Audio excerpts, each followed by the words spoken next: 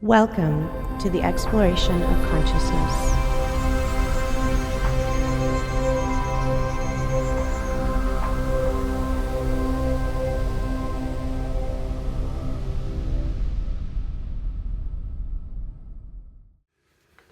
Welcome back to the exploration of consciousness.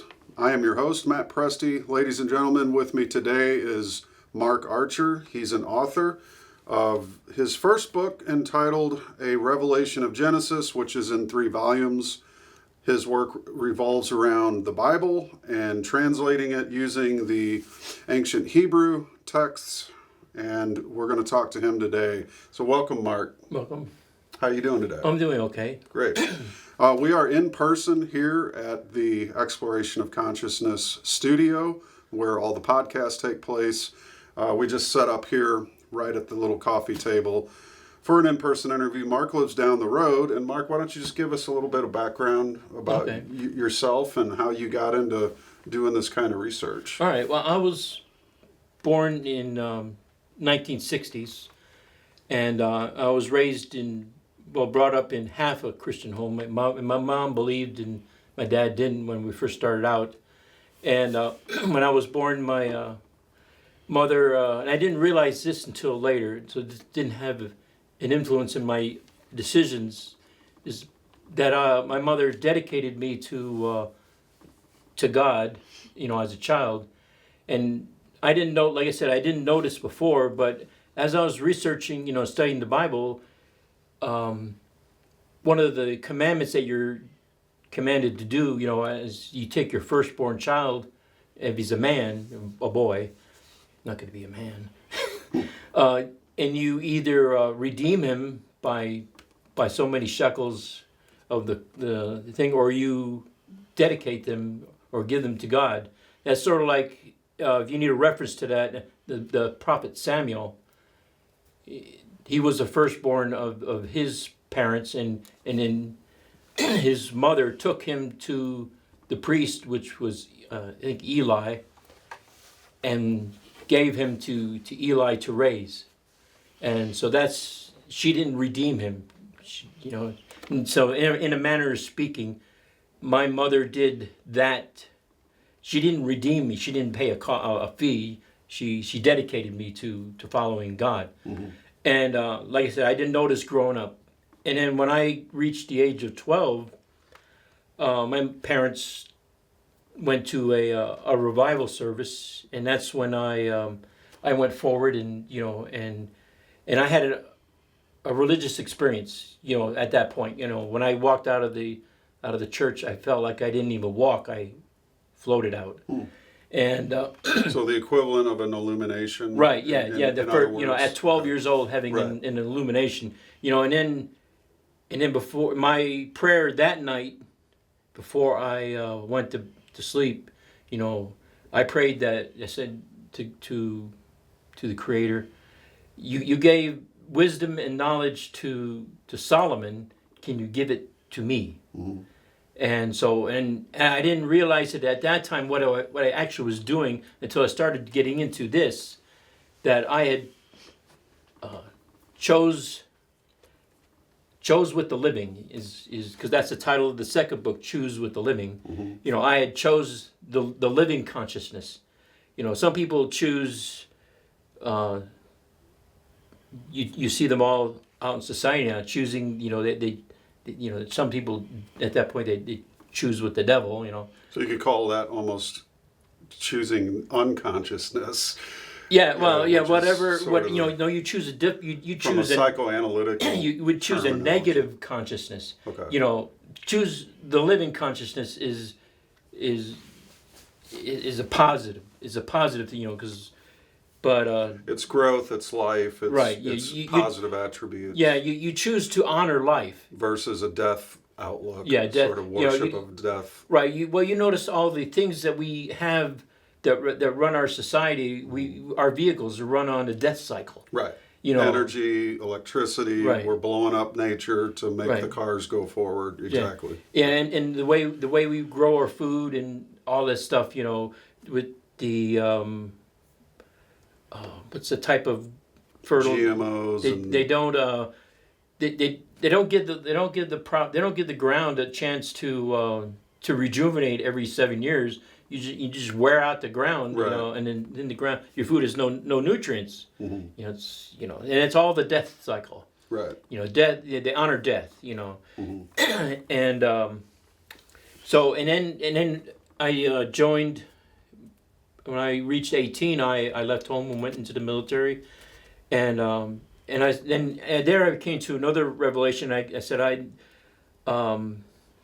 need to be doing something, and so I thought I would get into writing. I wrote before that. When I was in high school, I used to dabble in writing stories, Mm-hmm.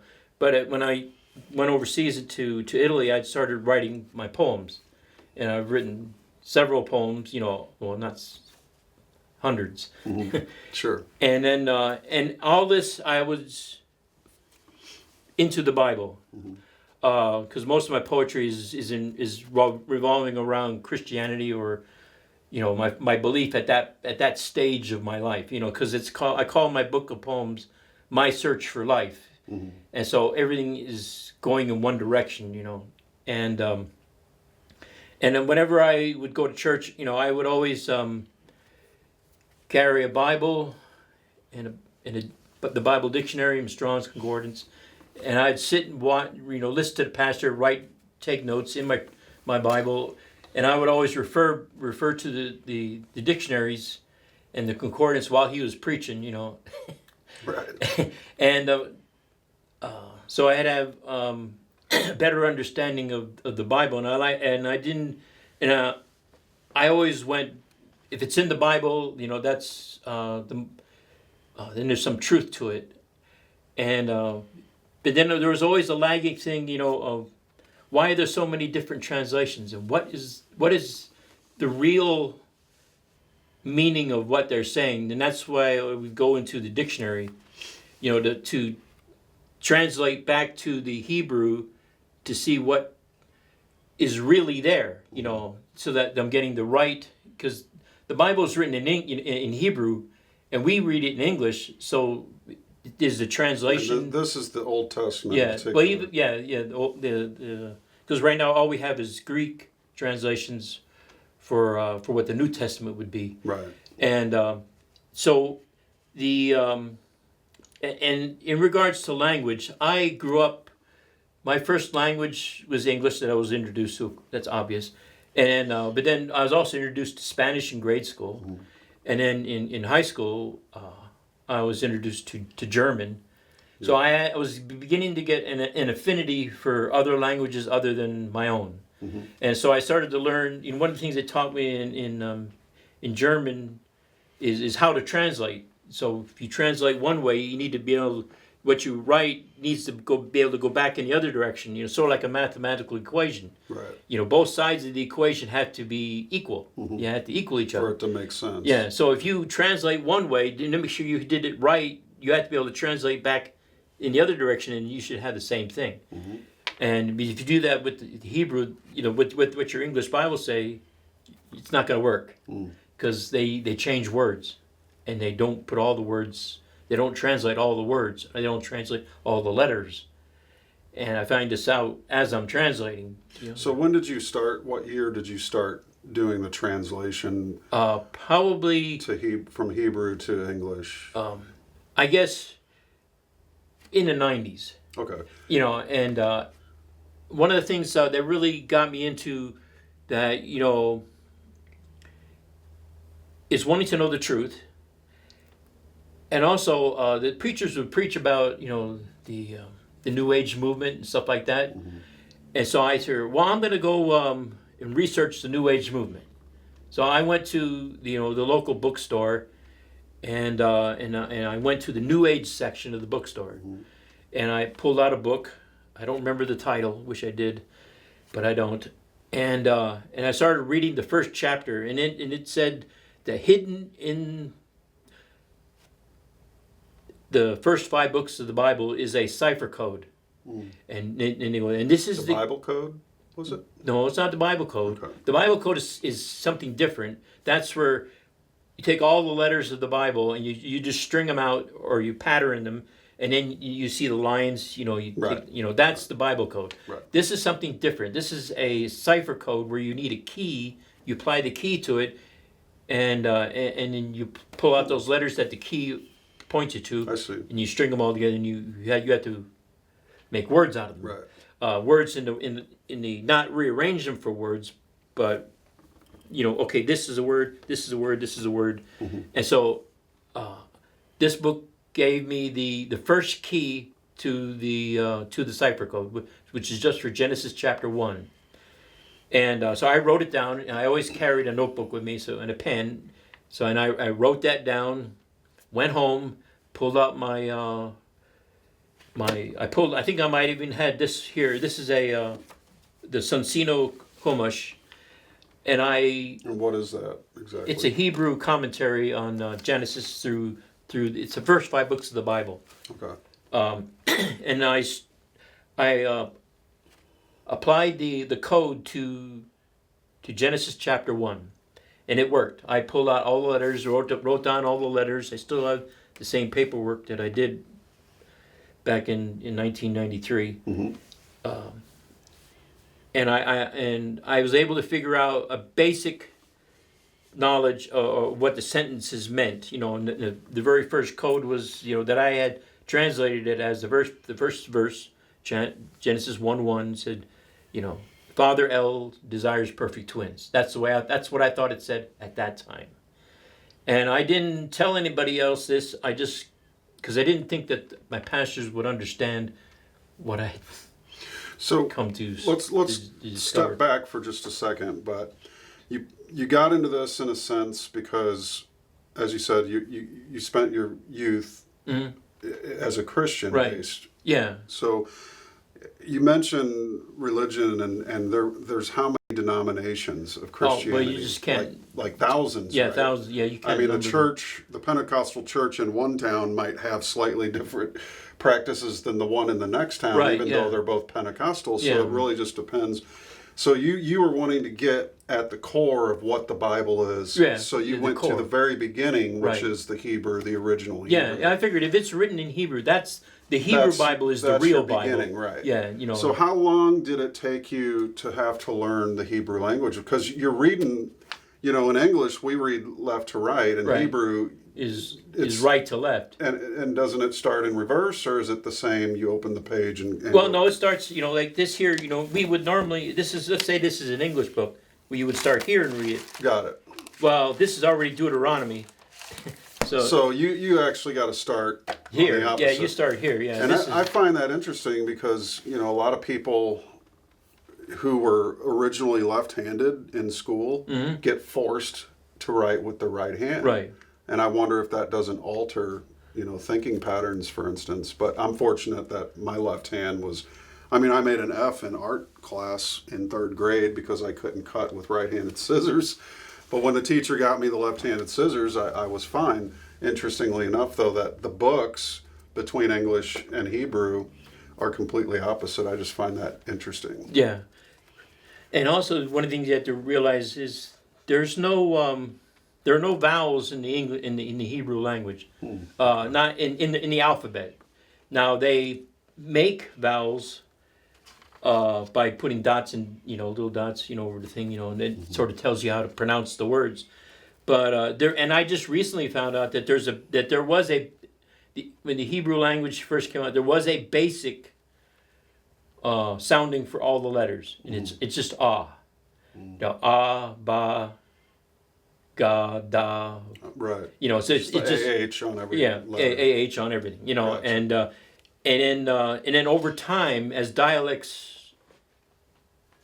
form, that's when things change, and that sort of gives you the premise into understanding one of the first misconceptions that you learn with the religion, and that's the main word, and that's God.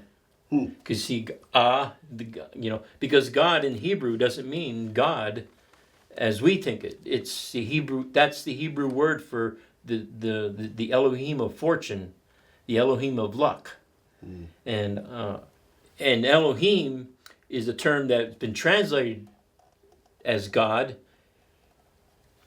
and this is one of the things that I learned, that's why you can't translate back and forth with. If I was to take an English Bible and translate it back into Hebrew, I wouldn't get what's here. Right. Because it's not done right. Because I learned. See, when you asked me how long I just didn't learn it all at the first beginning. Right. It took time. Sure. Because I didn't go to any teachers because at that point I was still I didn't find any teachers. The teachers that you would get are Jewish teachers, and you're going to learn their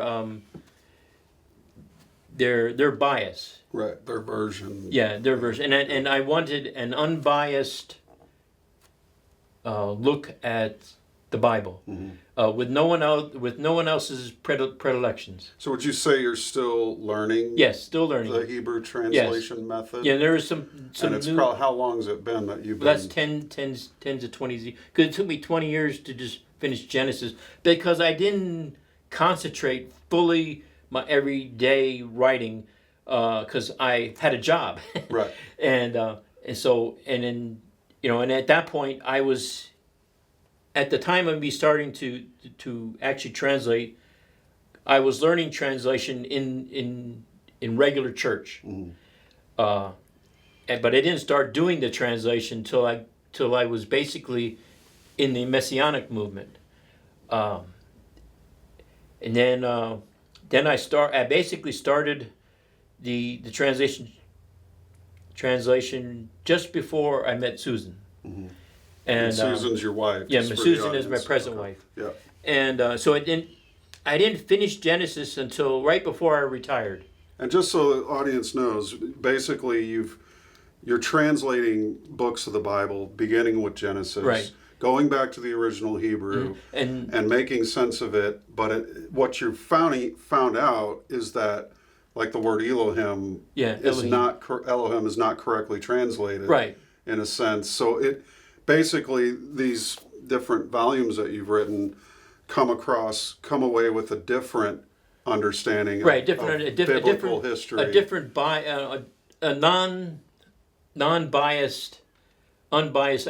When I went to translating the Bible, I wasn't going to put down what I thought anything was. Right. So you're really being objective. Right. Yeah. It means if the dictionary said that this word means this, then that's what I'm writing down. Gotcha. I'm not putting any kind of religious bias to it because I really wanted a practical thing of the Bible, not a religious reason of the Bible, but a practical reason. Because the laws, I wanted a practical application for them, not a religious application for them. Because like the word that's translated unclean doesn't mean really unclean, although it can. It really means contaminated, poisonous. I see. So the food, the meats that were said to eat and not to eat, they said don't eat this because it's unclean. Well, unclean sounds, I threw mud on it, so it's it's dirty. Right. That's not what it meant. It meant because it's contaminated with all kinds of parasites and things that cause disease and any butcher who's worth its salt will know that pork is full of parasites. And so it's not unclean because it's dirty. It's unclean because it's contaminated. That's why they say you have to cook it to such a high temperature. Well, you can't even cook out. You can't. You cannot. You can cook out some of them. Yeah. But not there's microscopic parasites that are resistant to heat, and those in a pig's muscle structure is the same as a human's. So it means whatever can live in a pig can live in you. And so if you wonder why after you've eaten pig for 10 to 20 years, why you're having a heart problem, that's why. If you're having joint problems, having arthritis, that's why. Because the parasites that didn't get all died, didn't get all died. Well, there's all the rage now, of course, as my listeners will know, that you have the terrain theory versus the germ theory versus the parasites, which is somewhere sort of between that. But all these different, we were talking on the phone earlier, pre-interview, about how so much is up in the air in terms of flux, and just there's so much nuance to everything, and people have all these different ways of viewing everything. But I find it really interesting because, number one, I don't know a whole lot of people in Salem, Missouri that really have chosen vocations. I mean, there's all kinds of, but I just don't know. Right. Having met you and seeing that, your love for this, it's become your vocation. Yeah. And it's really something you want to do. And we'll share your website for sure. And right.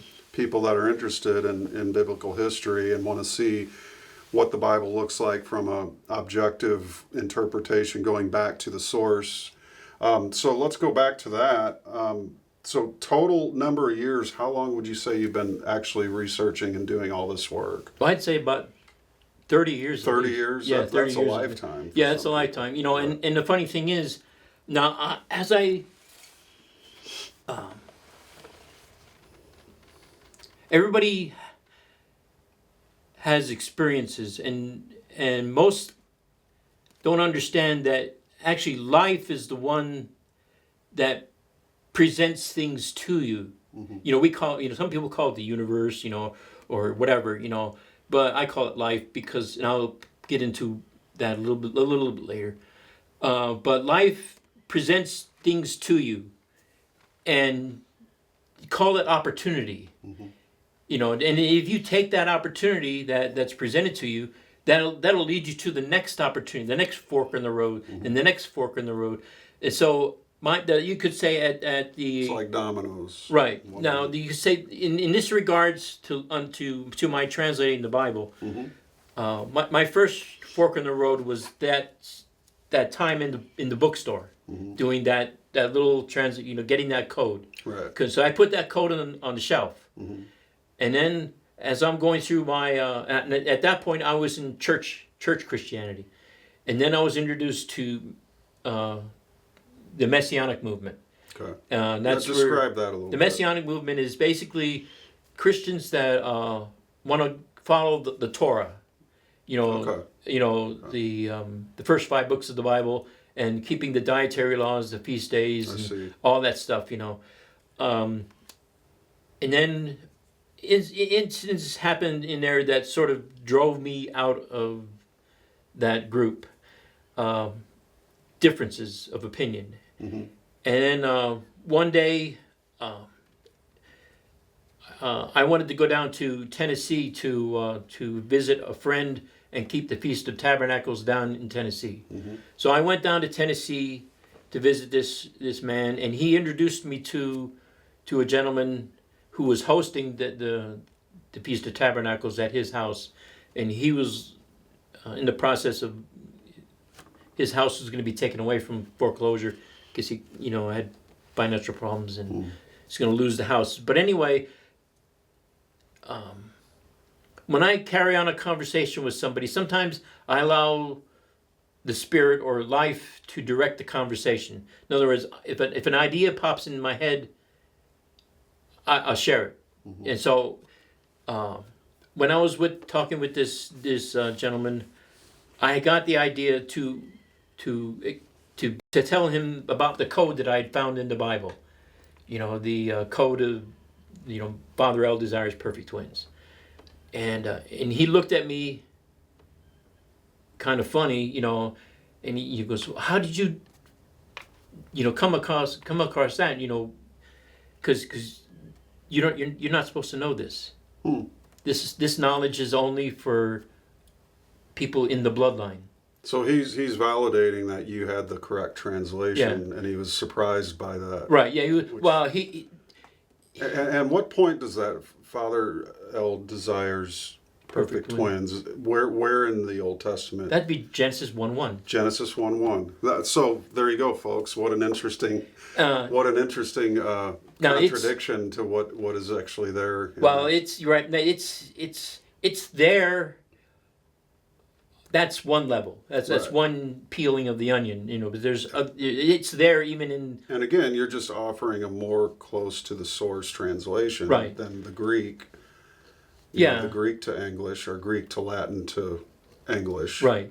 The in regards to that, he was the kind of teacher that didn't correct you. Mm-hmm. He allowed the student to lead what they're learning. I see. And see, and I learned, he said, I was talking to him in the same manner in which he's talking to me. Mm-hmm. In other words, I didn't correct him, he didn't correct me, we just let each other lead each other.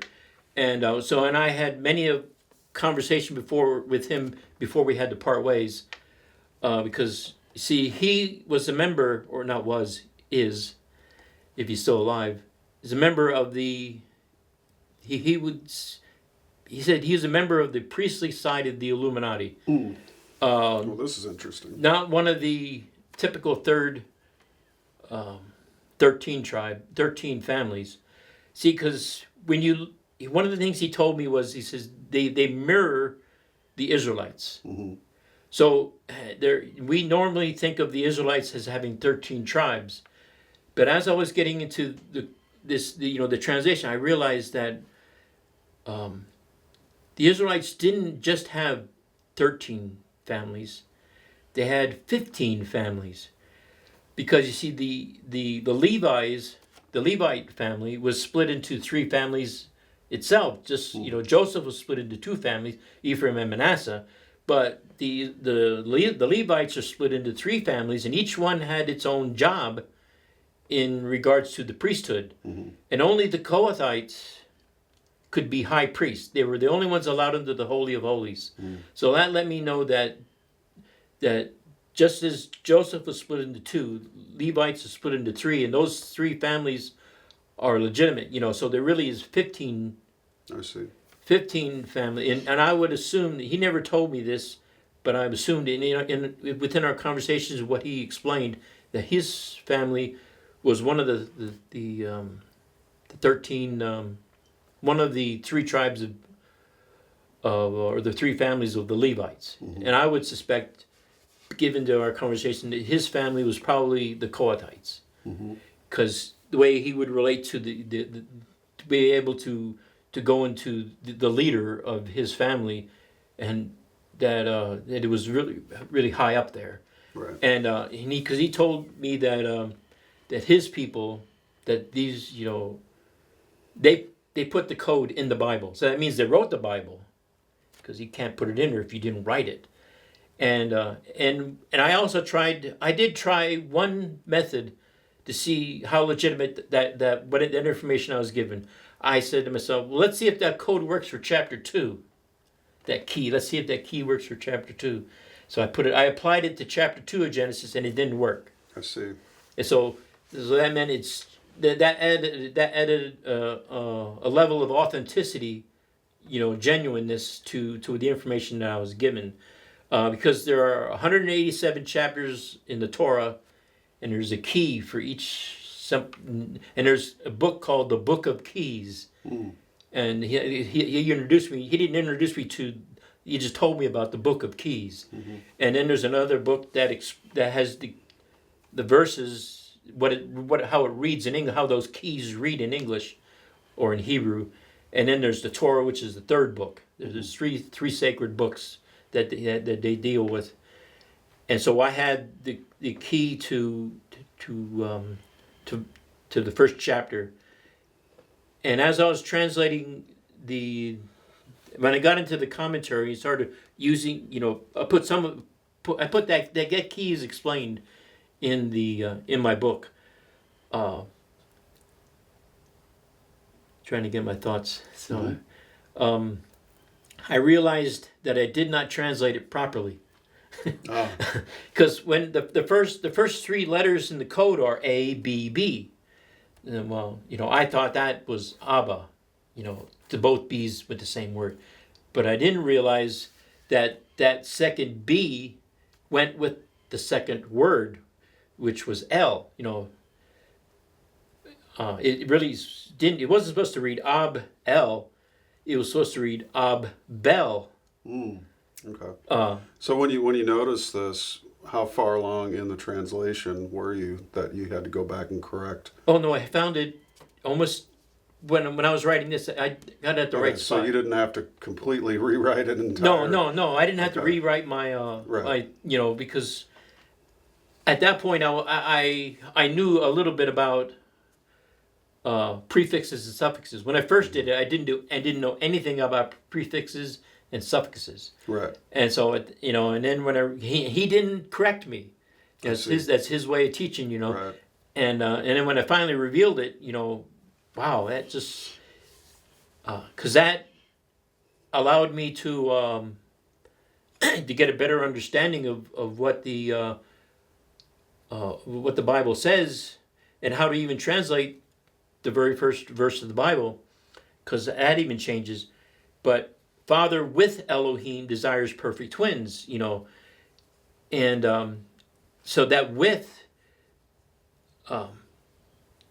was important because you see that's the very first. Because when I was translating the very first verse of the Bible, it goes Bereshit bara Elohim, Aharetz, or Hashemayim and Aharetz, the very first letter of the Bible is B, yet that we know about, and that B is a prefix meaning with, and then the verse word after that is Rosh, which typically means head. And when I was going through learning how to translate other languages, and even the word should be able to be translated everywhere the same. Mm-hmm. It gives you an anchor. Right. So Rosh should always be able to be translated as head. Mm-hmm. But how is the very first word of the Bible? It's not head. You don't see head there. It says you see in the beginning. You see in for the B, and then you say beginning. We see most people think of head as the beginning. So I guess that's one way of looking at it. But head, this is your head. Right. Of course it comes out first when you're born, but it's with the head. And then you got to look at the suffix. There's a suffix on the word eat, and that eat means feminine. It gives the gender for the word, which is feminine, and it also means diminutive. Mm-hmm. A diminutive of what? We have 3 books. A diminutive of 3 could be 1, mm-hmm. or size. This is diminutive because it's smaller. Mm-hmm. It's changing size. You see, when you say a diminutive of what, well, that means there must be a plural section of that sentence. And so the next noun you have is Elohim, and Elohim it's a plural word. It's not a singular word. Right. And that's one of the mistranslations, because everywhere you see Elohim, it's always translated singular, God, right. Never gods. Right. It should be plural. Which completely changes things. It completely changes the what you're reading.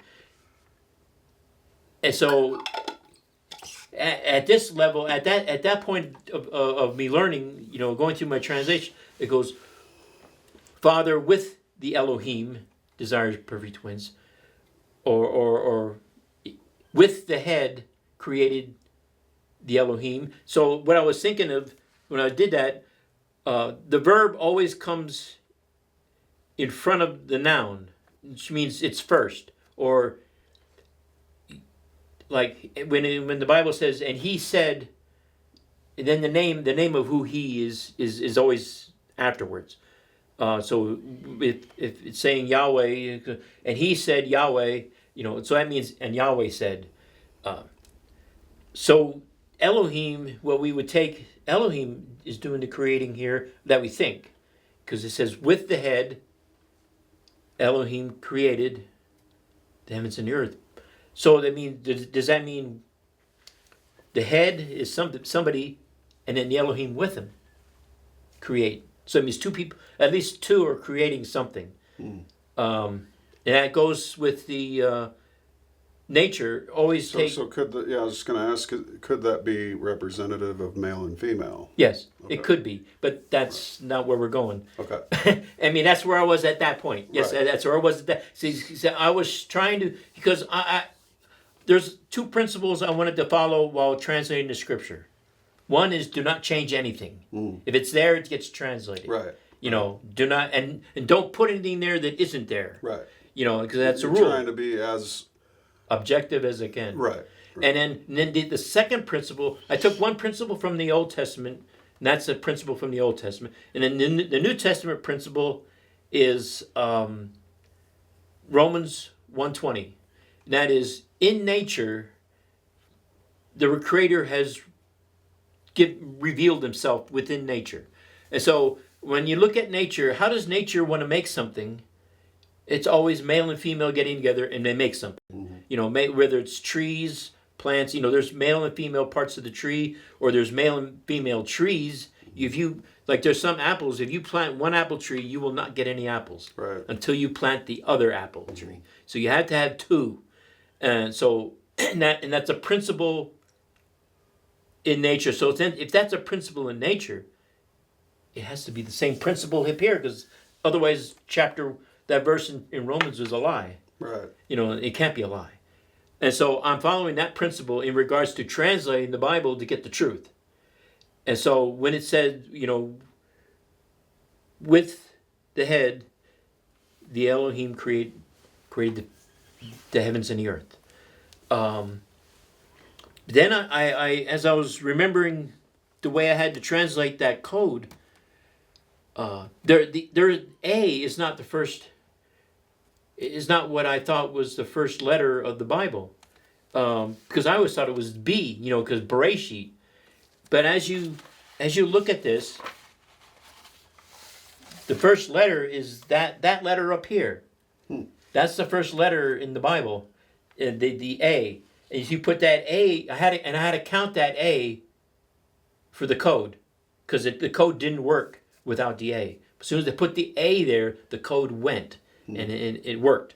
And so I figured, well, I wonder if that A should be translated with the Bible normally. And one of the things that the guy that told me, he says that not always does the word have to be spelled correctly. Sometimes the arrangement of the letters is okay. The rearrangement of the letters is okay, and I guess that has to go with getting the cipher out. Because I don't know if you've ever had to work with putting a cipher into a message, but you have to arrange the words and the letters of the word to make it so that you could pull out the coded message. And so and I didn't. He's the one who didn't tell me to put that. I figured that on my own, putting the A there. I figured that out on my own. And so I figured, well, I'm going to put the A there anyway, when I translate, and just for the commentary. So I put that in there, and all of a sudden it came to me. Ab, Bereshit, and the B is pleated. In other words, it's part of two words but it's only there once. Because when you have a pleated dress, part of it overlaps itself. So you pleat the word. That's how. So Ab, so Father with the head created the Elohim. Do you see what I'm? In other words, the Elohim are the angels. They're the children of the father and the mother, the head, and the head is the mother. So now that fits even in nature. Nature is nature shows you this already. So why can't it be there from the beginning? So Father with the head created the Elohim. The Elohim were the children, and then and when I translate the heaven and the earth, most people just think that that's the sky and or space and the earth, but you have to broaden your scope of what is being created. And I mean, the heavens can be also translated as lofty. And so I figured that's the spiritual realm. That's the realm in which they live in. They're all spiritual beings, and they're living in their own spiritual realm. And then the earth means to be firm, and so it's firmness means physicality. This is firm. Even the air is somewhat firm because you can feel it. Anything that deals with your senses, you talk about sensor related, that's firm. And so that's what he's talking about, the spiritual realm and the physical realm were created, at the very by the head and the Father. And it doesn't identify, I begin to wonder why, or wonder then who really is the Father and who is the Mother. Right. And that's when brought to mind. Life brings, and life will remind you of things. Bible bring things to mind. That's what brought to mind the verses in Proverbs and in Psalms about wisdom, and it always talks about wisdom as a woman, or is your mother, is The your mother, Sophie, Gnosticism, or the Chumash, the not the Chumash, but the Chokmah. Hukmah, yeah. And okay, now the first letter of Chokmah is a chet. It looks like a ladder. And then and I said, well, okay, Chokmah, and then what goes along with wisdom? Well, knowing, knowledge, or not necessarily knowledge in and of itself, but the gathering of knowledge. Well, the ladder is as ancient as it gets when it comes to, you're ascending the ladder of wisdom to the higher, understandings. Well, that's why that's the purpose of the ancient Hebrew language. The Paleo. That's because that's why I put the Paleo in here. You see, this is the Paleo Hebrew, and this is modern Hebrew. So hold that up to the camera just so people can get a. Let me take that up close here. Okay, so go ahead and describe that. Okay, the first layer is the top layer. That's English with the modern Hebrew, and you notice there's no vowel points. I took the vowel points out because they don't really matter. No, I know some people would disagree with me, but that's. And then the bottom ones, those bold letters, that's the Paleo Hebrew, and that's not even the oldest form of Paleo, but it's the oldest forms of Paleo are on the cover. This here and this here are the oldest forms of Paleo. But they don't have any vowel points either. There's no vowels, and they're it's like a picture language. The ladder. Two sides and two rungs. Right. Now with the head, the word for knowledge is called yada, but I wanted something that's more knowledge, more of learning, and that's I put knowing is. And there is a Hebrew name, yada yah, and that word means knowing is, and because that's what learning when you're wise. That is, someone who's wise is humble because they know they don't know everything, and they're continually learning. And that's when I put those two words together. And I took the first letter of each off, and all of a sudden it came to me. That's the word life, chai, and it's the same word that's phoneticized as chi. I see. CHI. Like Chi. the vital force. Yeah, the vital force, because that's what it means even in Hebrew. Chai means the vital force. Okay. And then that's why I started calling the Creator life, because it's the marriage of wisdom and knowing. And then that got me into the principle understanding of the whole Hebrew way of the way the Israelites raised their children and kept their families. Because as you read the Bible and you see that Abraham and Sarah, they did not sleep in the same tent. Sarah had her own tent, and Abraham had his own tent. And so the children stayed with the mother until they were a teenager. And then the boy went out and worked with his father in the field, or whatever his father did. That's what the son took up his vocation with. And then that began to see the principle of the Jews with the bar mitzvah and the bat mitzvah, Catholics with catechism. It all happens around the same time, 13 or 14. And so it's at that point where you begin to have the ability to make decisions for yourself. And that's typically in tribal settings too, a rite of passage age, right, where they send the kid out to the woods for 3-4 days, and they come back a man. Right, they come back with in regards to, which something much of Western civilization doesn't really acknowledge anymore. Right, that need for that ceremonial sort of essence of tradition, because they don't want you to. They want to be able to direct what path you take. They don't want you to be able to find your path. I see. You know, when you talked about getting to know yourself, that's the point at which everybody is born with an empty house, and you're the only soul in your soul. You're the only spirit in your spirit.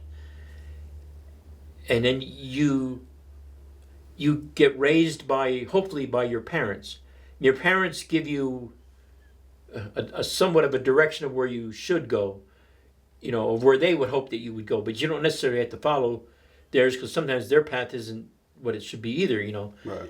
You'll be toxic parenting. Yeah, you could have toxic parenting. You're going to be a football star, son, no matter what. Yeah. Yeah. And so, because they don't even know where they're going. Right. You know. The blind leading the blind. Well, you know, a good example of the way it works properly is you could enter into the Amish community, and where the family gets taught by the mother, you know, from till they're a teenager. Then the boys go off and work with their fathers, you know, in the field or in the carpentry or whatever trade, and the daughters still stay with the mother and learn more about what it means to take care of the home. Right. And in that regards, that's the way that's a Hebrew way of looking at things. I see. And that's what led to basically to this book, which is your second volume of your first called book. Choose with the Living, because this deals with this dealt with the Garden of Eden. And turn it around. See, the Garden of Eden having two trees in it, and the tree of the living and the tree of the knowledge of good and evil. And I call it the tree of the living, not because the Hebrew word in there is not the word for life, although it's spelled similar. It's life plural, and even with a yud mem or ym is plural. So it was life plural. And at first I was pronouncing it lives, the tree of the lives. I see. And then someone sort of gave me more knowledge. It said, really, it means living. You know, that's life plural, living. And then that was like a revelation in and of itself, you know, because that makes big better. light bulb. Yeah, that makes more sense.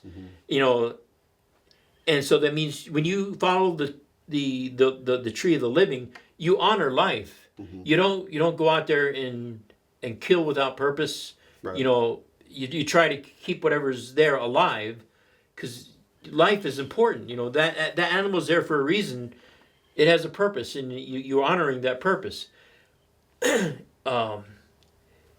then because every life has its own set of rights that are built into them being alive. So your rights, and this became a revelation just recently, that the Creator doesn't give you your rights, because if He gives them to you, then giving something means I can take it away.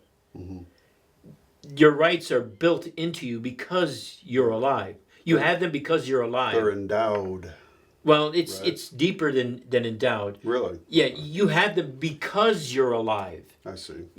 So that nothing can take it So away. in other words, automatic. Right, it's automatic, and it had to be that way. If you buy the book, you'll understand that who made the first man and the second man, who the Elohim are that made at least the man on this earth. And that's the Elohim. The Elohim let us make. The Elohim are saying, "Let us make man in our image." And then you have to the Elohim. Who are the Elohim? Well, the Elohim are the children of life. The children of the father and the mother, the father and head. And so the Elohim, and then because in verse 3, it says what's translated as "let us" or "let there be light," and there was light. It doesn't actually say "let." The word "let."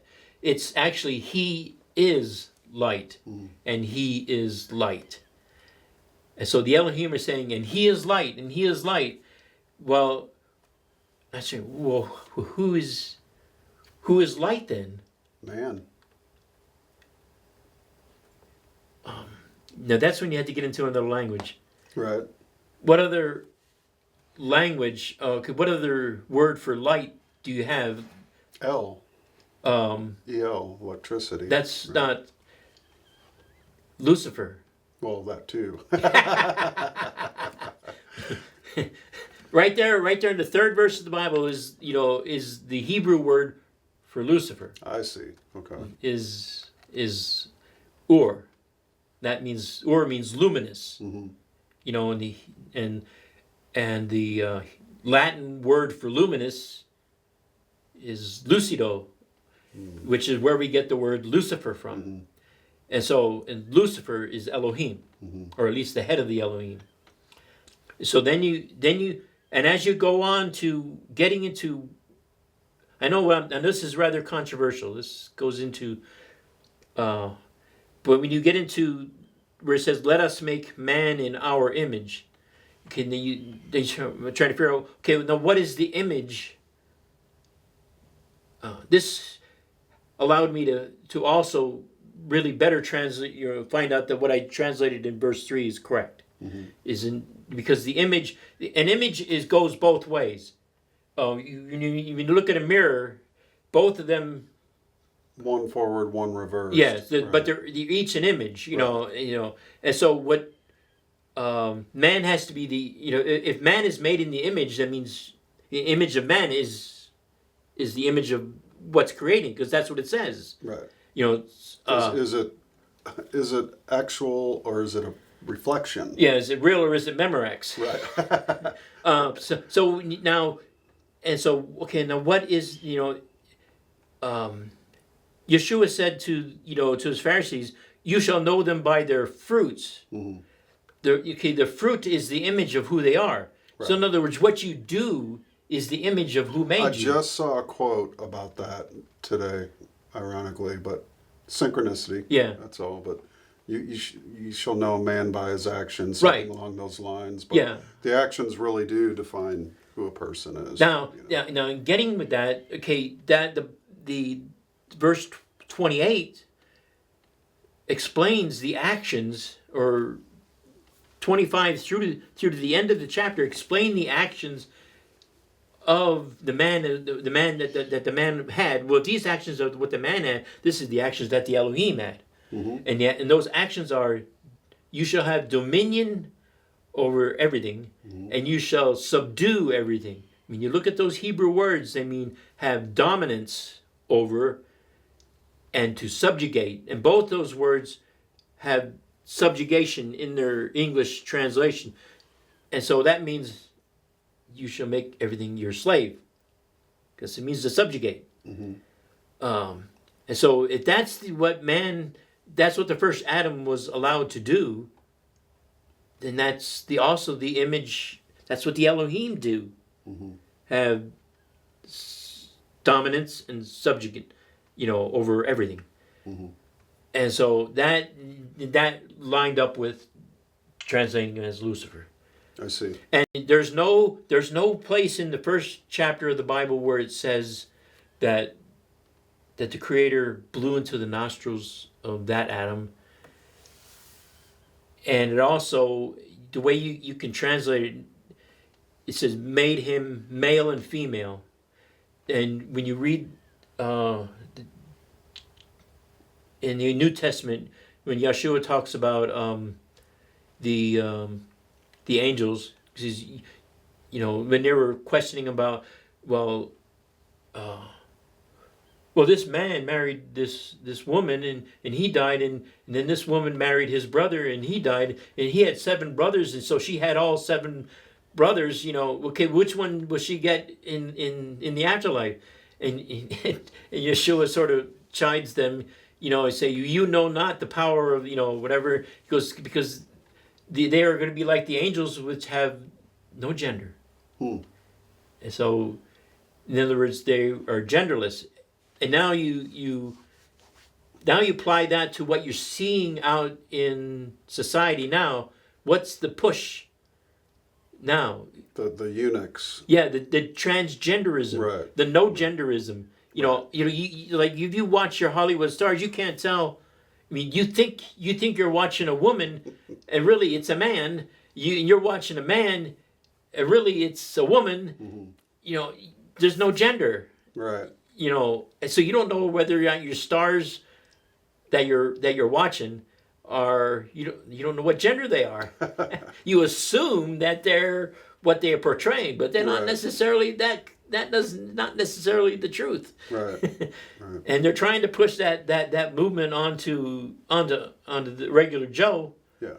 And we have to be wary. And we had our first vice president was a man. I'm sorry, first man instead of first lady. Yeah. Right? Well, not that. That's the one that they tell us. If you believe Joan Crawford, I mean, we all know Big Mike is a tranny. Right. But I've also heard that. The people that are into the transvestigation. There were other women who were men first ladies. Oh, really? Yeah. So that's not the first. Michelle's not she's just the first that we've noticed. Right. Right. Yeah. I mean, because of the limelight, because she couldn't hide it. The way she danced around. She couldn't hide it. Yeah, the way he danced around, but he couldn't hide it. Right. But there are other. I don't know if we want to go. We don't want to go down. But if you want to investigate it yourself, you can investigate to see which other first ladies were really first men. And you that's a whole disturbing conversation. We could go down a lot of avenues here, but that's anyway. That's what it says, male and female in the beginning. And that fits in making in their own image, because if the Elohim were androgynous, right. Because the Bible, they were the angels, right? Yeah, they were the angels created by the head. Right. In other words, right. And only a mother third of them. Father. I'm saying there's only a third of them. Right. Not all of the Elohim were this way. Only the ones that are. And this is all stuff you've written about in your first 3 volumes that discuss this. And in regards to this earth, the very the second verse of the Bible doesn't read like they give it to you in the English. When you read that from here, you get the impression that the earth was destroyed. It's vacant. It's something happened to it that it needed to be fixed. Reseeded, you could say. Reseed. And then so that gets you to thinking that didn't the Creator create things perfect as they were? Why would it need to be refixed? Why was it destroyed? Why was it in ruin? Mm-hmm.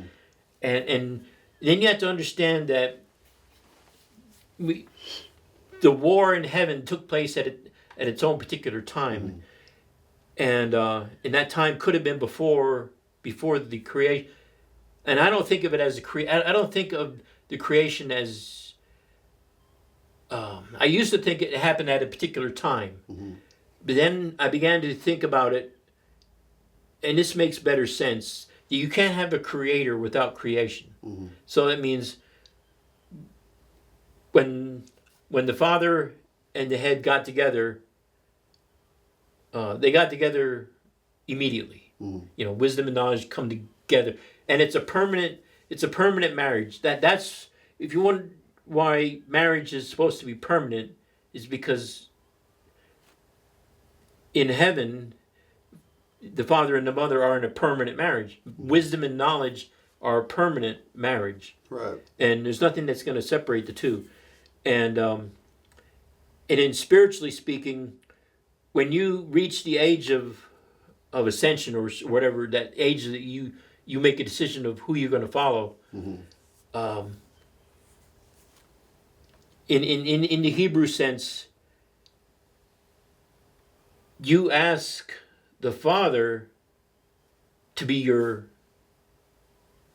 partner in your Liaison. in your soul. Mm-hmm. Which Father? Co-pilot. Yeah, well, not necessarily your co-pilot, but he's the voice you want to talk to. Right. It's not the mother. So your conscience, Right. as opposed to the superego, which is the mother, the father, the ruler, the tyrant, Right. the judge. Your mother.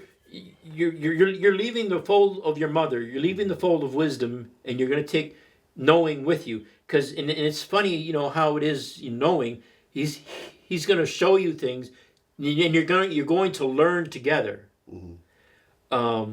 Things that are out in the world, and if you let him guide you, you know, if you notice when things come upon you, that's life giving you an opportunity. Right. Like me when we first met, you know, that's an opportunity, and depending on how we act together, depends on that gave fruit to other meetings. You know, because if we acted poorly towards each other, I'm not going to want to be next to Matthew. You know. Right. And same here, you know, if I acted like an idiot, you wouldn't want anything to do with me. Sure. So, you know, how you act, how you take that opportunity, and everybody's exposed to opportunities. And it's how you react to the opportunity that sets the stage for the next. Right. And so in regards to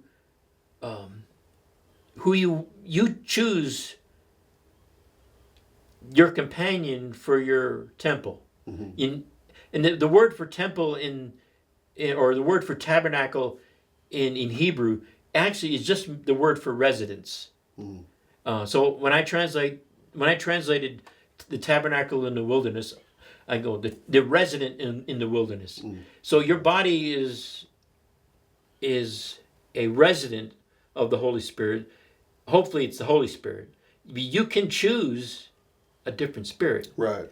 You know, you see all these, because you see all these stars that explain to them the spirit that's in them, and you could tell that it's not, you know, not the kind of spirit I would want. Right. Right. And Who's that companion? Yeah, exactly. So you want a companion, and if you have no companion, you just look at the people that walk around and they have no direction in life. The blank stares. Yeah, the blank stares, the people that just get pushed, you know, they get tossed around with every doctrine of whatever. They're easily swayed one way or the other. Right. You know, those people have no companion. No one talks to them in their head. There's a NPC is a term too, where they say you're with the current thing. I'm with the current thing. Right, you flow by the Get your jab. You know, it's Ukraine on my profile pic. Right. Tomorrow it'll be Pfizer. The next day it'll be, you know, so on and so forth. Right. You know. Yeah, people who walk around with no direction, you know, they have no. There's no one that they can talk to in their head that'll give them that'll lead, you know, guide them. And then you got people that are giving them, hey, don't you think you want to be a girl?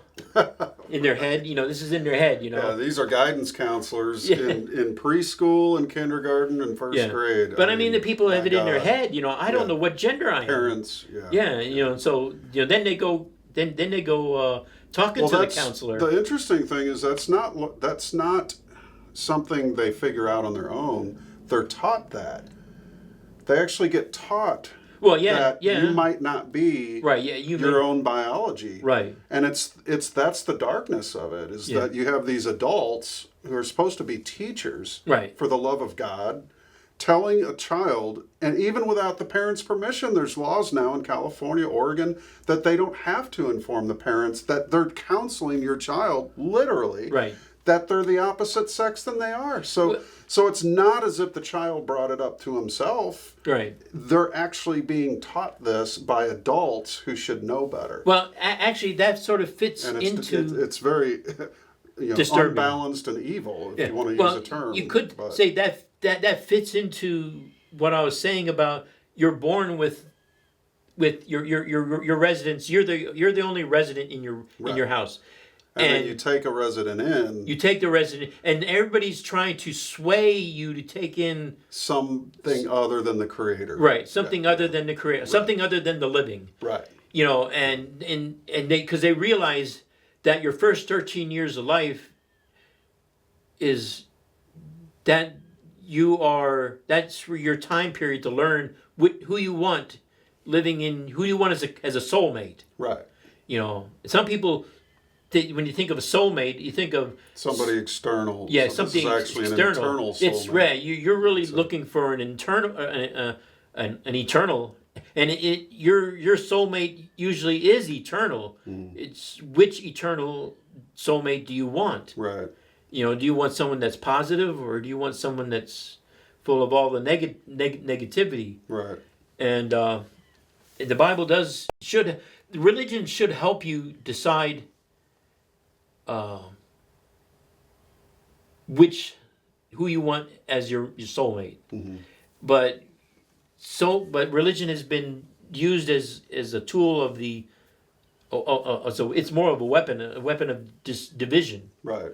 Well, again, it's one of the posts I did recently on Telegram, and Mark is always in the Telegram room. He's challenging me left and right with different takes on things I write, but I always appreciate that. And well, that's right on. That's fascinating what you just said there about religion. Basically, mysticism or the mystical experience was at one time the cause in an individual, right, which created these world religions. And now it seems like the priesthoods start getting in there, and they obfuscate the truth. They basically 180 it and make it to where the people are worshiping them as opposed to the mystical experience itself. So in other words, what I'm saying here is that mysticism creates religion, religion destroys mysticism, and then it ends up just a dogmatic process of priest worship versus real authentic mystical experience. How would you say that? Well, I would say that the reason that mysticism or people get a hold of the mystical experience, other people get a hold of your mystical experience. It's power. Mm-hmm. They want power over the people, and they got to direct how people want to believe for their own personal gain. Right. So it's basically they're worshiping the experience versus the mystical side of it, which is that they can have the experience too. Right. Well, it's the when you have a mystical experience, you are tapping into the living knowledge, what you're supposed to learn, not what you. When I first met the individual that was from the he was really trained in the Kabbalah from a child, because it's in his blood, it's in his he's one of the the 15 families. Generational, right? You said the only way you could learn this knowledge is if it's in your blood. If your mother and father are in this, and his mother and father were in this, they were in the family, and so, he had contracted polio when he was a child, and then his mother gave him a talisman she said for him to concentrate on this talisman every day, and you will be okay. So, and he wasn't able to walk or anything, 'cause that's how far the polio had stricken him. And then, but he concentrated on the meditated on the talisman, and it. I don't want to say it cured him, but he was able to be normal. Right. Because I don't know if have you ever watched the TV series Babylon 5? Yeah, you loaned it to me. Okay. Yeah, it was great. Now, do you remember Morton? Mm-hmm. You know, the guy who went to Zahadum and came back. You know, what did he have with him? A talisman. No, Right. what did he have with him all the time? Oh, You couldn't see them. I can't remember The name. shadows. Yeah. The two. He always Right. had two shadows with him. Well, this gentleman, he had.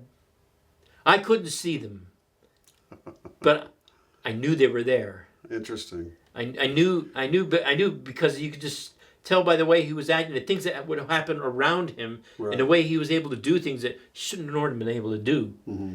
He had to have company, and most people don't. They think I'm off my rocker and everything. Well, then yeah, I'll take you back to the Bible, because the Bible gives you inklings of this in it, and the most prominent one is when it was Balaam or Balak. He was tasked with cursing the Israelites because the people were afraid of the Israelites, and so he's taking his donkey and he's gonna go to a place where he can see the Israelites and he's gonna curse them. Okay, when he's going there, his donkey starts acting up. And he beating the donkey, and the donkey goes further, and he beats the donkey again, and finally the donkey starts banging him up against a cliff of something, and he's really gonna beat the crap out of the donkey, and the donkey starts talking to him. You know, it says, "I have been a faithful servant to you, you know, all my life," and yada yada yada.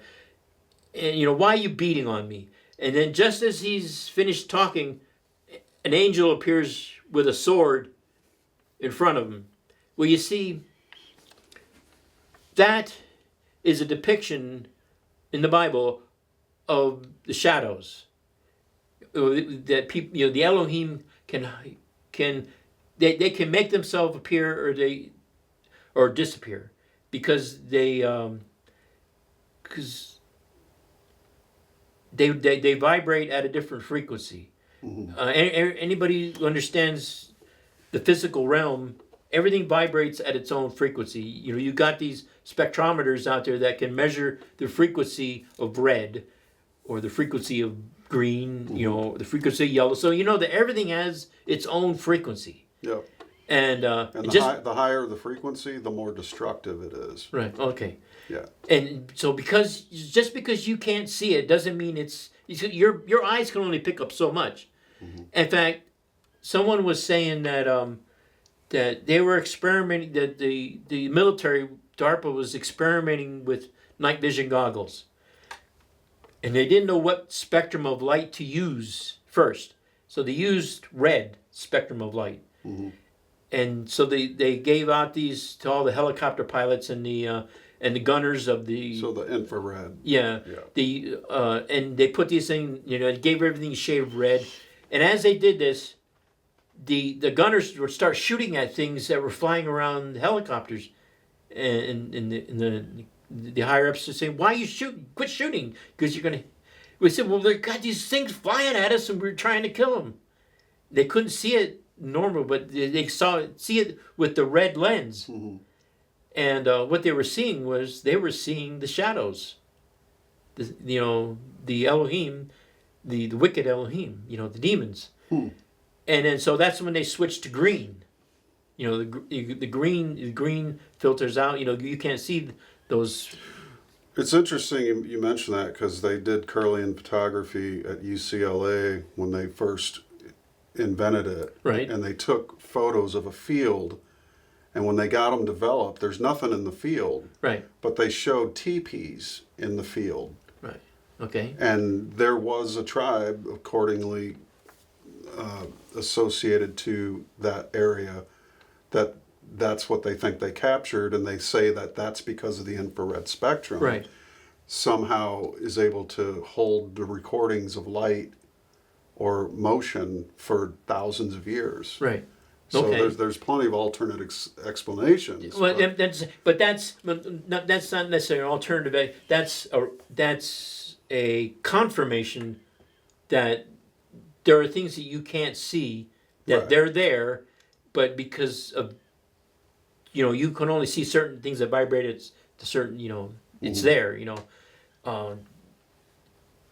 and so that's the experience with this gentleman. He had beings around him.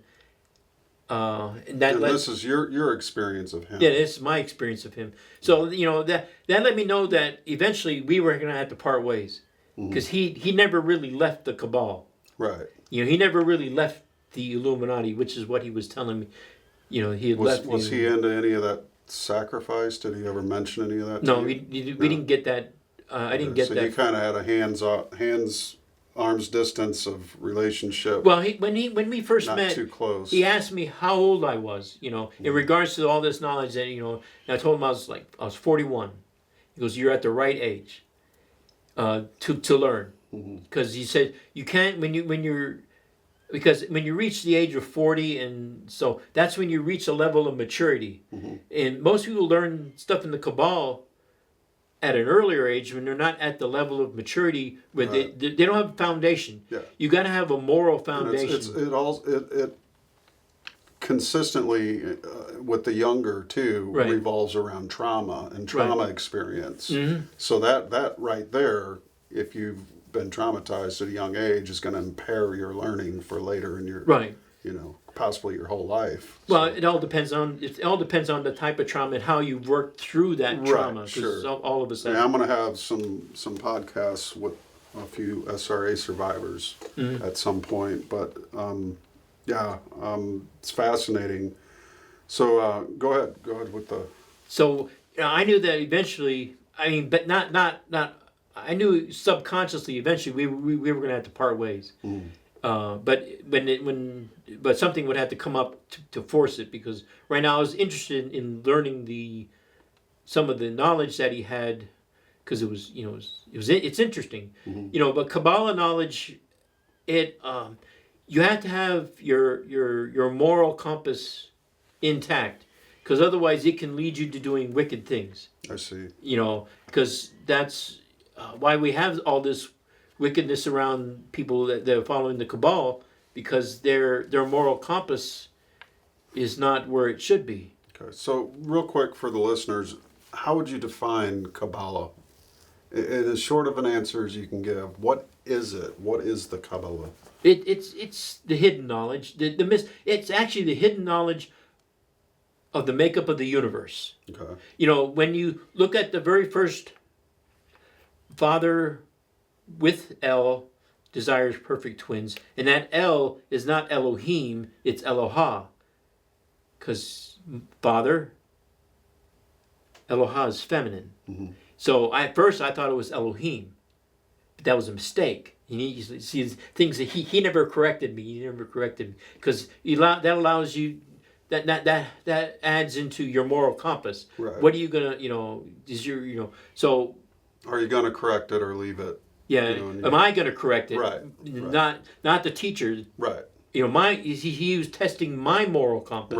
Right. And so it's Eloha, mother and father desires perfect twins, and then and I just recently found out what another aspect of the perfect twins, and that it's a numbers thing, because the numbers of those two words are 1,000, 1001, and hexagramical numbers 1,000 and 1001 is the letter Q. It's 80. It's 89. 89 add together is 17. 17 is Q. So I'll be damned. yeah, I'll be damned too. We won't go down there. Just open it, throw that seed out there. Right. See what germinates. Sure. But But Well, that's interesting. 1000, 1001, because that's, again, it's the binary. right, it's a binary code. Code, I knew it was a binary code, so I just wonder what that code means. Yeah. So I asked a friend who's in the in the computers. He said it took him a while to get back to me, but he says it's the number 89. Well, 89, 9 is 17. 17 is the letter Q. And we got this whole Q thing going on. It's from the beginning. Father L. Desires perfect twins. And but that tells you the nature of the universe. Father L desires perfect twins. It's the nature of the universe. Perfect twins are opposites, positive, negative. Right. And the whole nature of the universe is electric. Right. Positive, negative, and neutral. That's and that's not only the nature of the universe, but it's the nature of mathematics. Yeah, it's the divine trinity, too. Right. It's the nature of language. Mother, father, child. Right. Yeah. The nature of your language. Black, white, color. Right.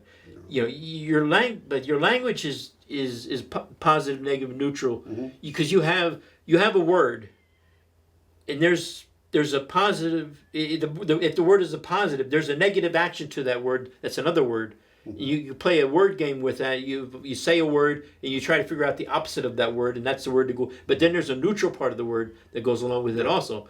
And then there's sound and echo, right, centered by silence. Yes, you see, that's another. Right. So, but you see, the Kabbalah it's the nature of the universe, and so that's explained in the 187 codes of the Torah. I see. And so you could say that there's the spells. If you learn all 187, you will know all the spells to cast for getting whatever you need getting done. And there's also probably the nature of chemical of element on element, and how they act and how they work. So it encompasses alchemy, and it's a magical system. Yeah, it's white and black. Right. White and black magic. And as you can see, that's the theme of my studio is right, white and black. I've always loved the polarities, the opposites. Right. So, have always fascinated me. I've decorated now 2 or 3 houses I've lived in, or places, studios in particular, but with black and white themes. Right. And I love how all music gear and video editing gear and stuff is black. And it's just the whole of the Bible can be...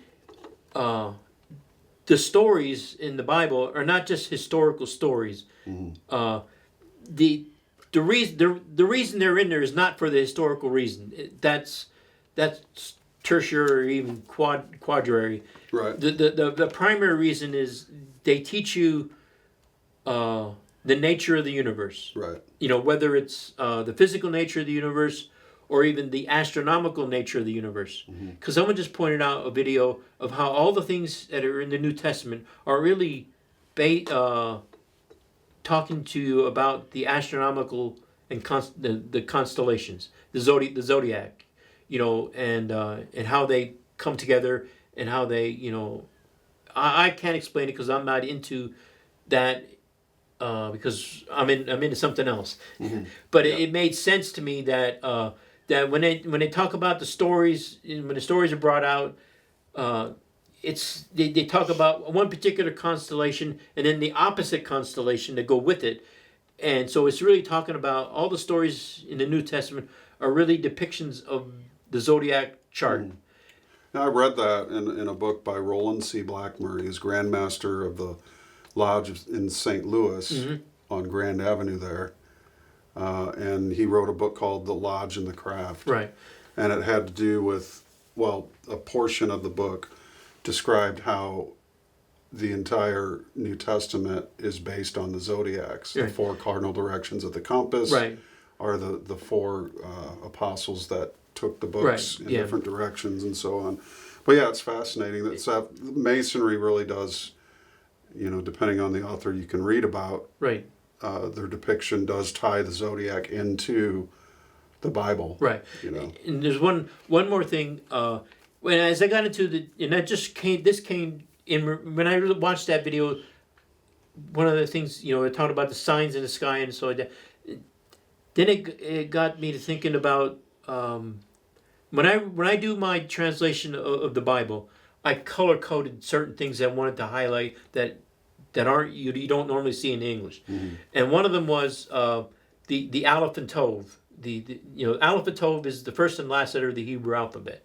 It talks about Yeshua in Revelation. It says, "I am the Alpha and the Omega." The Alpha and the Omega are the first and last letter of the Greek alphabet. But really, so what he was saying, I am the Aleph and the Tov and the first and last letter of the Hebrew alphabet. Scattered throughout the Bible are the Aleph and Tov, put right before certain words, and it's not translated. And that word Aleph and Tov actually has a meaning. It means, it means this and that and among. It's a preposition. But there's also a word Aleph Vav Tov, and that word means sign, portent, or omen. Okay. So you see, the Aleph and Tov is a sign of something. Right. So then when he was talking about, when this guy was in the video about the New Testament, everything being a sign of the zodiac, I said, well, maybe all those references with the Aleph and Tov are pointing towards a zodiac sign. Right. Maybe all those things are a zodiac, and you're supposed to pay attention to the zodiac. Right. And I say, wow, so that puts a whole new twist. Yeah, that puts a whole new twist to one. And I never realized, because I wasn't reading the Bible for that reason. And so now maybe that's because this is a sign. This is a sign. And the funny thing is, Aleph and Tov together look like an arrowhead and a cross. So X marks the spot. Right. So, but I highlighted them all green so that if somebody else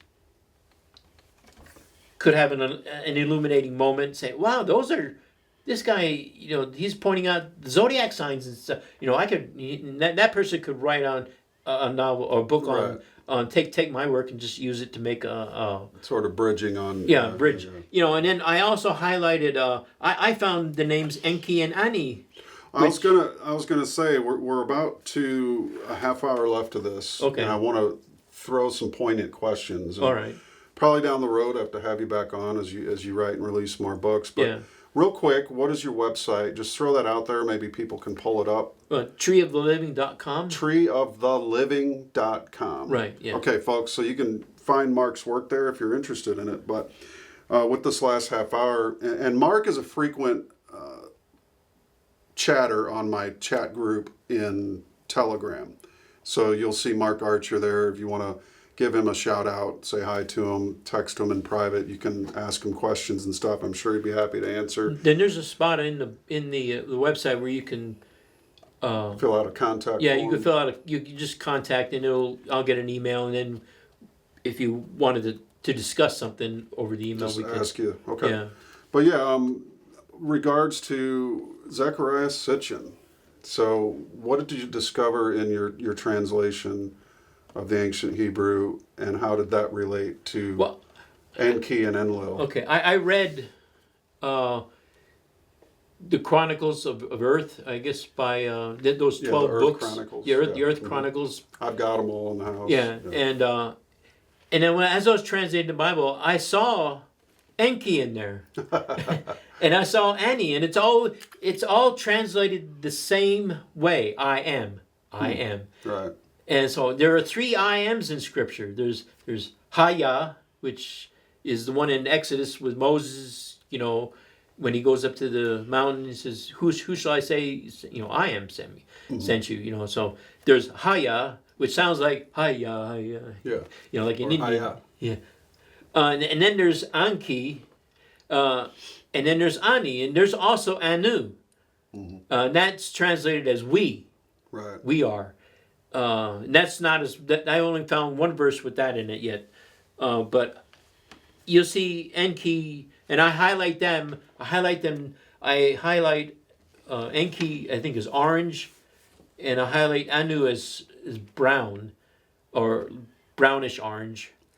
And then I also highlight, in regards getting away from the Enki stuff, there's a thing called the double yud. You know, and it's two yuds together. And I noticed that when I was several decades ago, I was listening to a rabbi talk about the very first time a double yud is used in the scriptures, and he gave a story related to that double yud. And I said, well, maybe every double yud has a story, a hidden message, because you see all these things with double yuds in the scripture, because even the living is the double yud, you know, chai yod yod mem, and so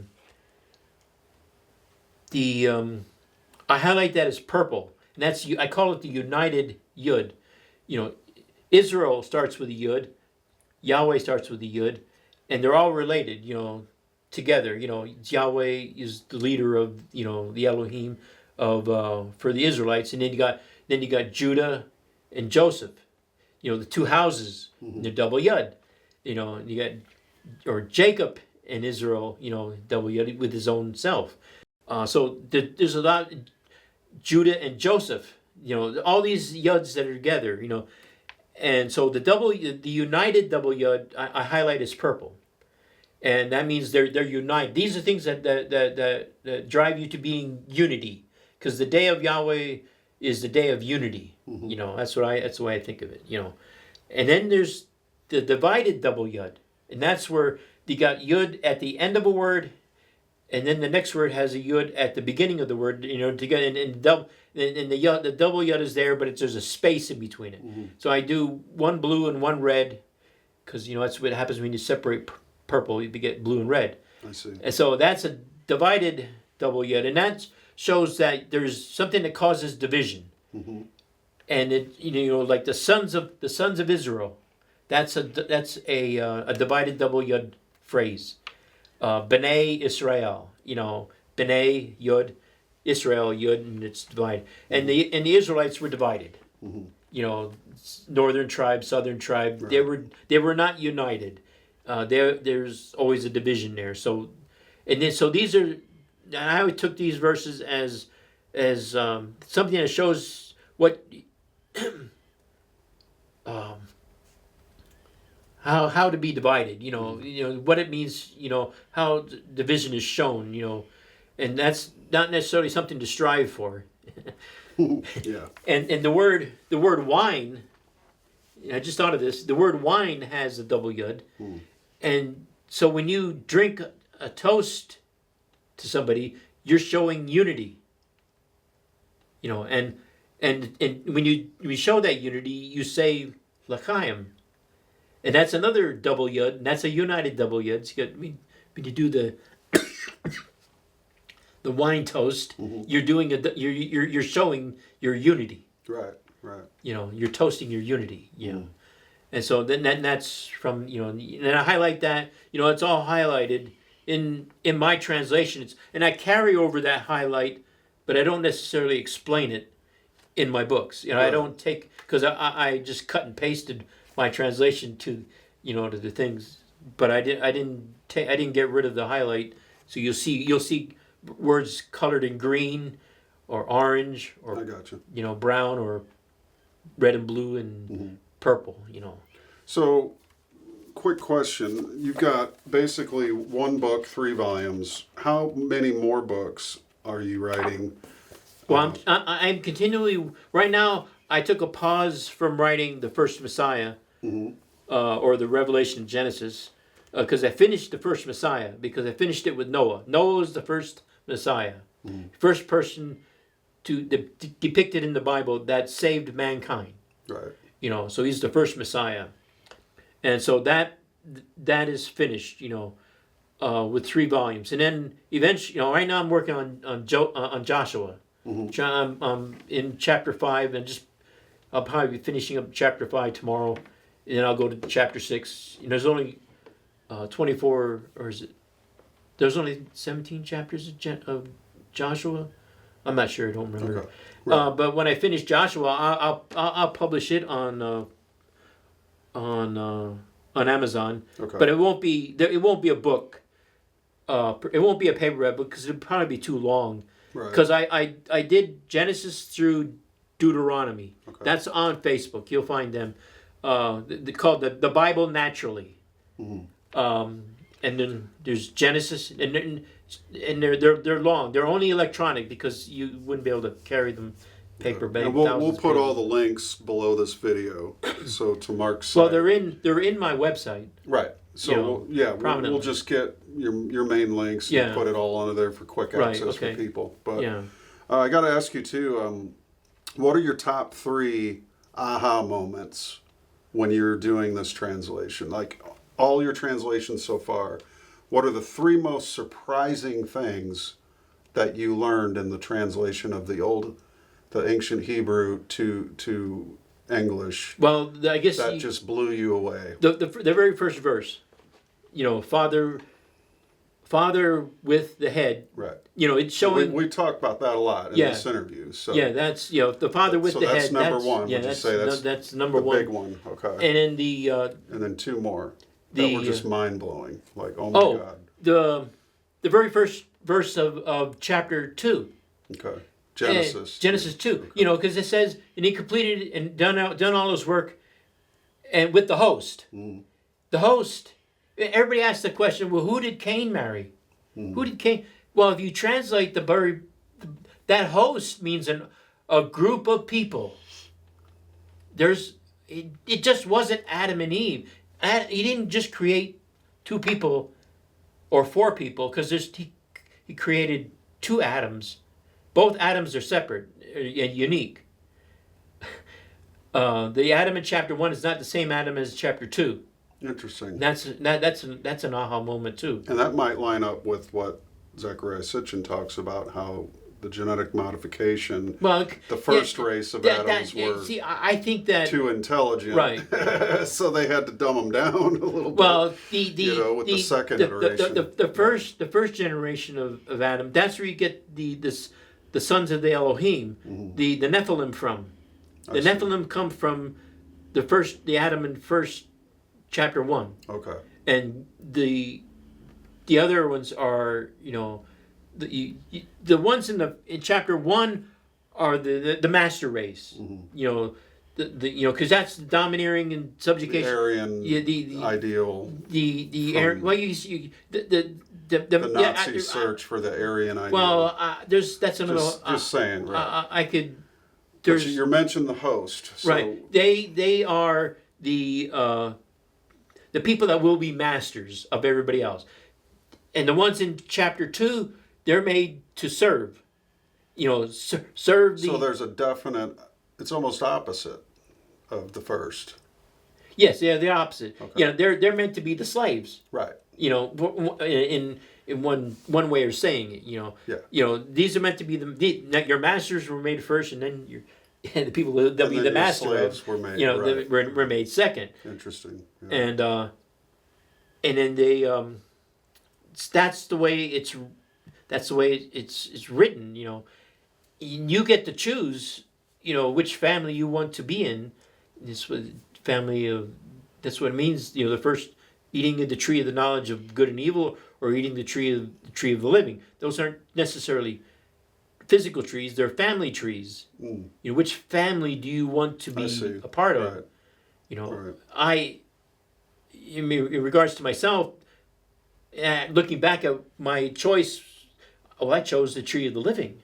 That's good. The tree of what asking for wisdom and knowledge. You're asking for life. You're asking for the living. Right. You're eating from that tree. That doesn't mean everything you do is going to be good and perfect. Sure. You're going to make mistakes. Right. Because that's the way life is. Third big one. What was the third big aha moment in your translation so far that you're just blown away by? Oh, I had it in my head. Well, we went from Genesis 1:1 to chapter 2. Right. Right? And then your third one. Or I guess you could say it's in the tree of the living. Yeah, that is. Just realizing that there's these two. Yeah, that it's just not the tree of life. Right. It was the tree of the living. And in choosing the tree of the living, you choose to honor life. Right. You know, respect life in its natural state. Right. You know, you're not going to go perverting life. You know, we as you're one of the sins of the time of the, because we're living in the times of Noah, in the time of Lot, and one of the things that they did in the times of Noah, in the times of Lot, was they interbred species, they mixed species, and we're doing that now. We're making chimeras of humans in regards to messing with our genetic makeup, Right. but animals, mixing species, mixing yeah. man's genes with animal genes, Pigs and humans. right? And, Just for their parts, yeah. It's insane. We don't even know the half of what they're up to. We don't know the half of it. I mean, we've seen there's videos have been leaked out. Alex Jones has leaked a few things out, which he didn't probably leak. He found, got sent to him or whatever. Right. Pig-human hybrids. Mice-human hybrids. Yeah, growing ears on mouse's backs. Just, it's the old adage, just because you can do something doesn't mean you should. Yeah. Well, it's like, right? I mean, science has really gone off the deep end, and now we've got the whole, COVID-19 thing with the genetically, the mRNA vaccines and such, which you didn't take. Right? No, I didn't take. No, I didn't either, and thank God. In regards to, make one more mention of the gentleman that I met, because he told me that that in order for the Elohim to keep their position on Earth, in our space of Earth, they have to inform us. Because that's part of giving. That's what it means to be a light creature. Right. Is to shine light on truth. Shine the light on knowledge. Okay. They have to tell us what they're going to do, or they have to tell us what they're doing. And basically, that's what the Bible is. Because you ever wonder, why are these Satanists following the Bible? Why are they doing the things in the Bible? Well, it's because it's their book. But they have to tell us what they're going to do. Yeah. Every single movie, every single thing on TV is a message of them telling us what they're going to do. Yeah, there's many movies that depict events that haven't happened. Yes. That people go only after it happens. They're like, oh, that was in that movie, and 9/11 was in Back to the Future. Right. Well, even three or four different times. Trump's going down the escalator was like 15 years ago on, or whenever it was on The Simpsons. And so, well, how did the creator of Simpsons know that Trump was going to be president? Right. Yeah, if that's really actually how many times has the man come down the escalator? Well, I understand. I'm just saying, you got to wonder, there are these interesting things that pop up, certainly the 9/11 and Back to the Future was one of those moments where people say that in order for it has something to do with the cremation of care. Be gone, dull care. Right. Like at Bohemian Grove. Dull care is basically love. Right. Be gone, love, because why should I care about you? Right. We're here for ourselves, and this is what this Illuminati thinks, and we don't care. In fact, we get blessed. The more we sin, the more we're blessed. It's sort of that. That's their ideology. Yeah, it's twisted. But it also conforms to pure hedonism, and which is what Crowley said when he said the new law is do what you will. Yeah, do as thou wilt. Yeah. Love is the law. Love under will. Right. So will has been elevated above love. Right. Meaning we can do any goddamn thing we want, including kill your kids, turn them into the opposite sex. Sacrifice them, eat them, just, do as we will. Right. The hell with everything. But in that action, it's the worship of material. It's the death half of the wave. Yeah, it's the death half of the wave. And so they've chosen the spirit to be their resident, which is the one that devours the world. Right. It's the Ouroboros, eating its own tail. Yeah. So people say, to follow your own conscience. Well, that all depends on, you know, who you have inhabiting your conscience. Mm. You know, which conscience do you have inside you? You know, you and I know which conscience we have. You know, I know mine. You know, mine is, you know, from the living. Mm-hmm. You know, so. Well, your actions will determine That. and But tell everybody around you Yeah. who you're speaking with. Right. Yeah, but when you can't. These people out there that are doing all kinds of wicked things, you can't say that they have the same spirit that I have. Oh, they don't. Yeah, they don't. Their actions would dictate otherwise. Right. Yeah, their actions would. They would absolutely define a different. So when you talk to somebody who's sort of at the crossroads of their life, telling them what to believe and what you can't tell them to follow their own conscience because they haven't yet determined, because they would have already determined it, you know. So you had to give them something to grasp onto, Mm-hmm. you know, and it has to be, you know, something good. Right. You know, Right. that's why, you know, the living, you know, that's why I would choose the living, you know. Yeah. Tell them the living. All right. Well, Mark, why don't you give out your website one more time? Okay, well, it's treeoftheliving.com, and on there you will find the links, the Amazon links to my all 8 of my books on Amazon. On Kindle. On Kindle, yeah. Right. Now, do you have print versions available? Only these 2, because these ones. Only these first. Yeah, 2. because Okay. the other ones are too long. Gotcha. You know, they're like Genesis is 5,000 pages long. Because when I did it, I Right. didn't just put the translation there. Mm-hmm. I put the Hebrew in, and then I put my English translation. And then I gave you 2 English versions, a Jewish version and one of the other, you know, like NASB or King James or something like that. Then I put down the definition of each word that's in that verse. So it's very involved. Yeah, it's very involved. I wanted to let you know where I got my stuff from. I just didn't want to just say it and think you're going to believe me. So footnotes, is it set up like footnotes? No, it's regular full, text. Okay, full. Yeah, it's really and then commentary and everything. well, no commentary. No commentary. No, Okay. and then there's my verses at the bottom. Okay. You know, and then that's verse 1 and then verse 2, and that's why it ends up to be like 5 pounds. Well, and I also 5,000 yeah, pages, I mean, yeah. I had a large print. You know, I was using 18 font, Right. and so that's kind of large. Gotcha. And then I pared it down for Janet, you know, for the rest of the verses, but or the rest of the books.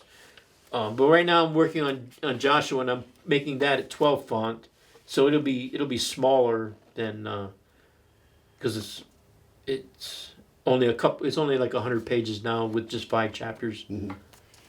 Well, I'm going to present you with a gift before this interview's over. Okay. But this is a book that I found at a garage sale in town Okay. back in August, September-ish, somewhere in there. And I picked it up, and number one, it's written in Hebrew. Okay. So it wouldn't do me any good. But it's printed in 1901, and P. Wernick. It's complete in 1 volume, and it is called The History of the Jews from the Earliest Period to the Present Time.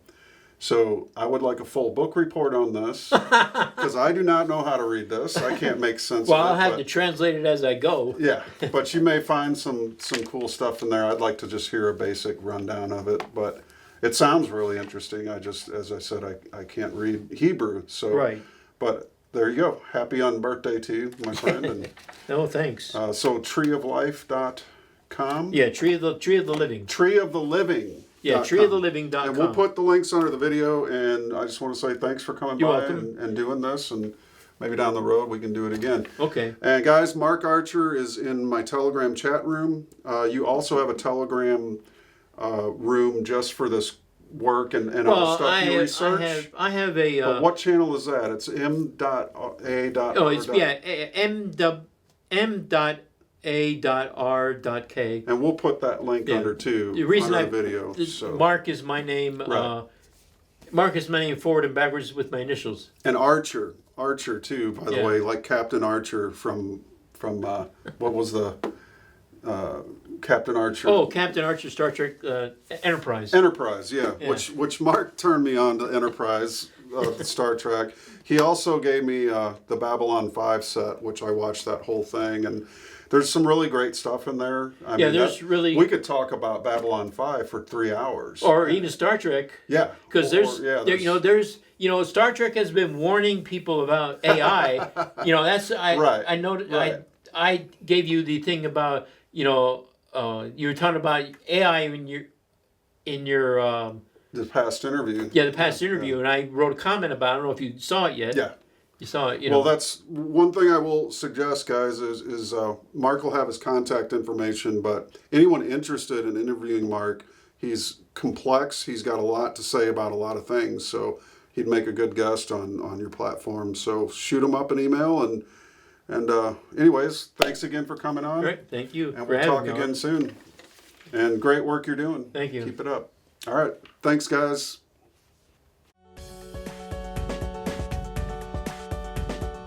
Ladies and gentlemen, thank you very much for viewing and for sharing the link to this tech podcast. To find out more about the work that I do, you can visit mattpresti.com. Scroll down to the bottom to view all of my social media links and channels. If you feel so inclined, you may leave a donation through the Cash App by scanning the QR code or using the hashtag $MPRESTI. To contact me, simply reach out through the contact form at mattpresti.com. Thank you so much.